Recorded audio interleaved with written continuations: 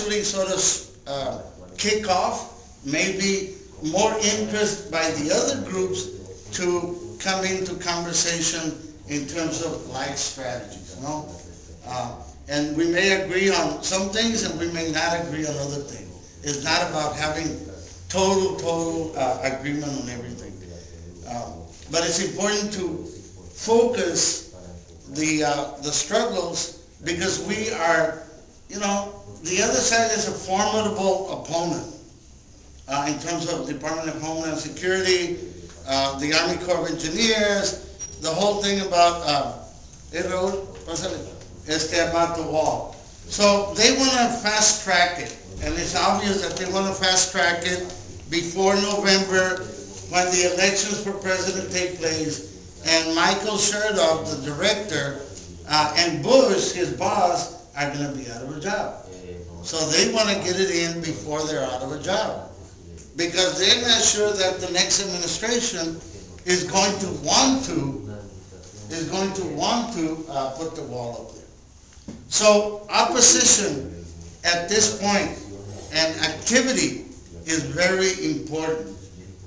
Now, what has happened, just briefly, is that you know, there's been community pressure in many of these different fronts, and the government responded by sort of saying, we're going to have some hearings.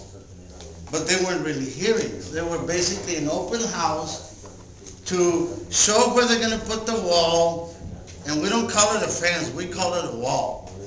You know, no fence here. We call it what it is, a wall. And we call it the wall of death for various reasons. First of all, a lot of people don't know that up and down the U.S.-Mexico border, that the wall already exists. It's not going to be built, it's going to be extended so that it covers all the border. Eventually the goal, it would seem to me, and intelligent people can sum this up, that their hope is to shut down the border physically, all of the border. But right now they're doing it basically in sections. So what has happened? When Operation Gatekeeper started in San Diego, and the brothers and sisters can attest to the fact, is that since 1994 or 1993 or more or less around that, to date, more than 4,000 people have died in that border wall, or as a result of that border wall, and the policies that go with it, because the wall's not just sitting there by itself. It's got soldiers, it's got border patrol, it's got airplane surveillance, drones, it's got jeep patrol, horse patrol, motorcycle patrol, all-terrain vehicle patrol, we got helicopter patrol, we got even blimps patrolling. So you can, you know, get the picture that it's really a militarized border. And so the wall is symptomatic of that militarization. So, you know, we look at that fact, and we see also that in Arizona, you know, like more than 150 to 200 people die every year.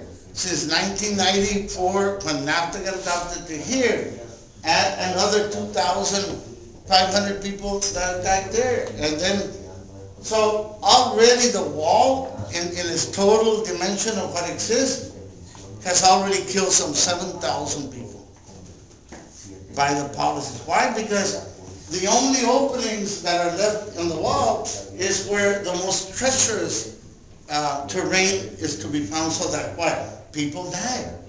So what's the message to be sent home? People need not come because you're going to die in the desert. That's the message. So now, from our point of view, Southwest Workers Union, is that we don't see the border and the wall and the policies, we don't see them as a law enforcement problem. We don't see it as a security problem.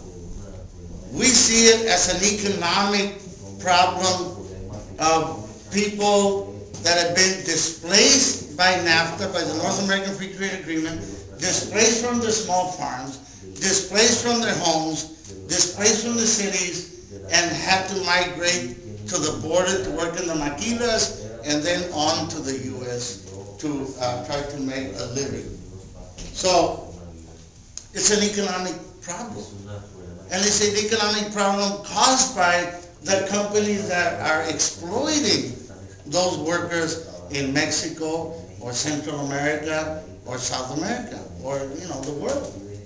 So really, the problem that has been sort of spread out about the terrorist and the security problems has not been a problem to the border. What has happened is that the real problem is the people that are there supposedly to protect us.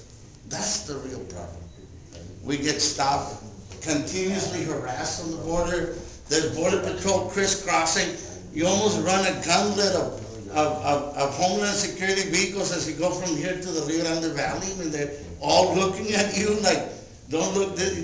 I'm almost like, should I look over there or not look over there? Will they stop me if I look or if I don't look? Because it's intimidating. And that's what it does, no? So we came to the fact that in 2006 we were in Caracas, Venezuela at the World Social Forum, and that was a meeting of groups from the border and from Mexico, and out of that came the idea that we should organize a protest against the extension of the border wall and the existing border wall. And so we came back with that mandate, but we said, why organize only a protest? We should organize a border social forum that really brings all of the activists and organizations from the border together. And we did that in October.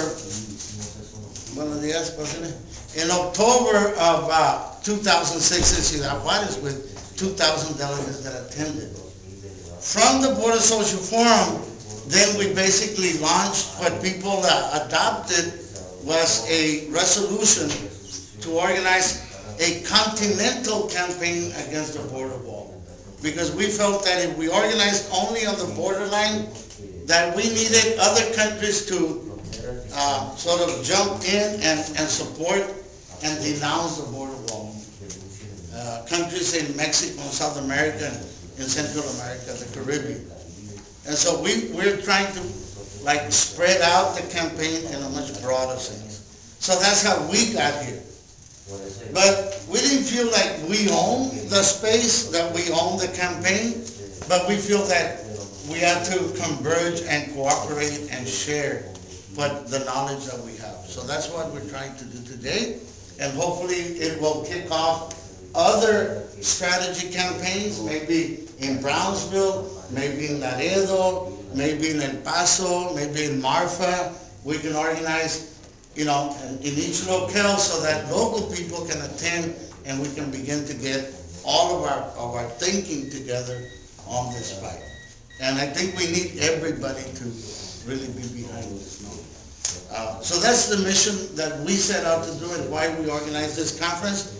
Obviously, it's a very shoestring budget, work, and we really, we know that everybody made their way over here, paid their way, so we really appreciate that and recognize the effort. And so we made sure that we got food.